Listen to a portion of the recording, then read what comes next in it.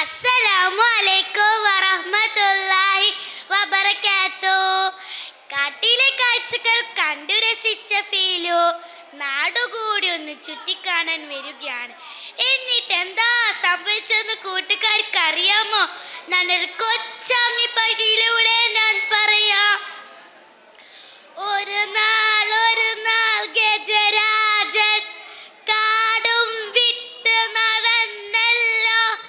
നാടും നഗരിയും കാണാനായി ഏറെ കാലമായി ഒരു പൂതി. നാട്ടിലെ വാർത്തകൾ അറിയാനും കാട്ടിലെ കഥകൾ പറയാനും പോരു കൂട്ടര് ഒന്നിച്ച് കാണാം കാഴ്ചകൾ ഒരുപാട്.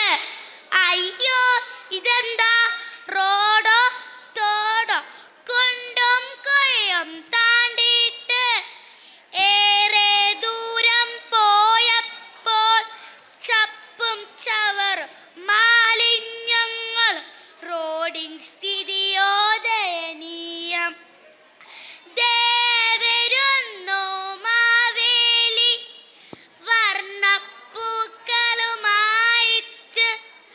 കൂടെ ദഫും കുട്ടികളും സലാം പറഞ്ഞ് ഒന്നിച്ച്.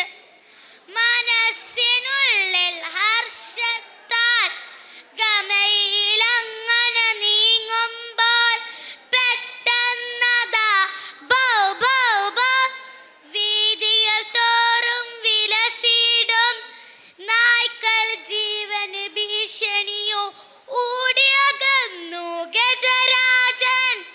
വീടിനു മുന്നിൽ നിലകൊണ്ടു ദാഹമകറ്റാൻ നീ തേടി.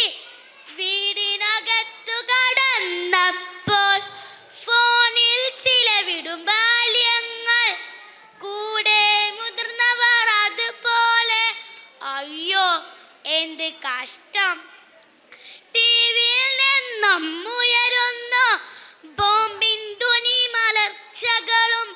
ഗസദൻ മക്കൾ കണ്ണുകളിൽ വിശപ്പിൻ തീയോ